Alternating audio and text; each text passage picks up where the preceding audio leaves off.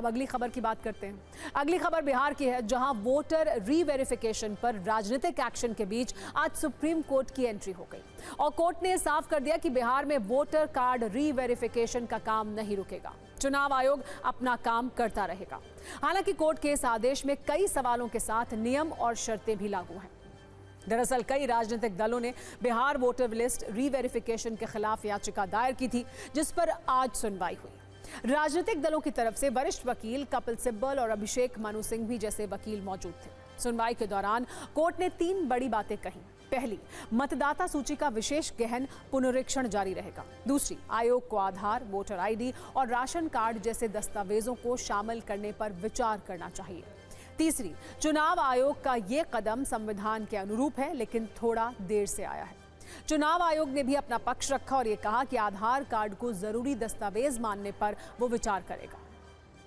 कुल मिलाकर supreme court के आदेश को आप विपक्षी दलों के लिए आंशिक झटके के रूप में देख सकते हैं, जिन्होंने कल ही वोटर लिस्ट रिवीजन प्रक्रिया के खिलाफ बिहार बंद कराया था। लेकिन आज सुप्रीम कोर्ट ने चुनाव आयोग को बड़ी राहत दे दी। कोर्ट ने कहा कि रिवीजन प्रक्रिया जारी रहेगी। हालांकि फाइनल वोटर लिस्ट बनने के बाद 28 जुलाई को अगली सुनवाई होगी। चुनाव आयोग वो लिस्ट सुप्रीम कोर्ट को दिखाएगा, फिर 1 अगस्त को इसे जारी किया जाएगा।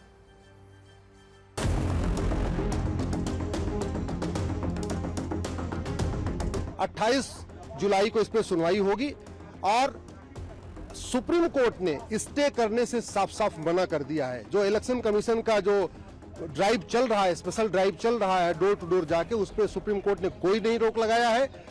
दूसरी तरफ से मांग की गई थी कि आधार को और राशन कार्ड को और वोटर लिस्ट को भी शामिल करने के लिए गुजारिश की गई थी। सुप्रीम कोर्ट ने कहा है कि इलेक्शन कमीशन चाहे तो उन तीनों डॉक्यूमेंट को एक्सेप्ट करे। ये इलेक्शन कमीशन का डोमेन है, उसमें कोई इंटरफेयर नहीं है। And certainly that itself is a biggest thing from the Supreme Court. Supreme Court actually basically have given their view through that, because Aadhaar card, ration card, election ID card to be the part of the verification process in a democratic system. Therefore, I think Election Commission will go with that suggestion from the Supreme Court. माननीय सर्वोच्च न्यायालय ने आज जितने समय तक बहस हुई है उसमें कई ऐसे बिंदुओं पर चर्चा हुई है और सवाल खड़े किए हैं जो हमारे पक्ष में जाता है। माननीय सर्वोच्च न्यायालय अंतिम फैसला जब देगा, इसके बाद इस पर कोई प्रतिक्रिया होगा। हमें पूरा उम्मीद है कि न्याय मिलेगा। देखिए, माननीय न्यायालय के जो भी निर्णय होता है हम स्वागत करेंगे, विश्वास रखते हैं। लेकिन एक चीज मैं बता दूं कि SIR किसी जाति, पार्टी या व्यक्ति का या किसी धर्म का चिन्हित करके किया जा रहा है क्या? ये चुनाव आयोग एक तरफ कहते हैं संविधान में विश्वास है, दूसरे तरफ संवैधानिक संस्था का अपमान करते हैं।